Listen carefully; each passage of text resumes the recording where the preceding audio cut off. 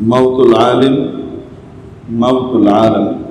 একজন আলিমের মৃত্যু মানে একটি জগতের মৃত্যু।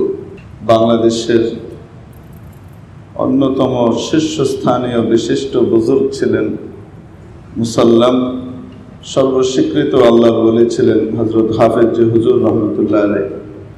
হাফেজ হুজুর রহমতুল্লাহ আলাইহির প্রত্যেক সন্তান এবং তাদের নাতিরাও আল্লাহর রহমতে দ্বীনের উপরে মজবুতির সাথে টিকে আছেন, আলহামদুলিল্লাহ। হযরত হাফেজ হুজুর রহমতুল্লাহ আলাইহির নমুনা এবং সর্বশেষ সন্তান ওনার যিনি বেঁচে ছিলেন, বাংলাদেশে ইসলামী জগতের অন্যতম পুরোধা এবং ব্যক্তিত্ব হিসেবে যিনি দীর্ঘ 1 বা 1.5 যুগ যাবৎ বাংলাদেশের উলামা ইকরামের নেতৃত্ব দিয়েছেন, বিখ্যাত বুজুর্গ হযরতুল আল্লামা হযরত শাহ আতাউল্লাহ হাফিজজি আজকে রহমতুল্লাহ আলাইহি হয়ে গেছেন। কিছুক্ষণ আগে আমরা সংবাদ পেয়েছি হযরত মাওলানা শাহ আতাউল্লাহ হাফিজজি ইন্তেকাল করেছেন। ইন্না লিল্লাহি ওয়া ইন্না ইলাইহি রাজিউন।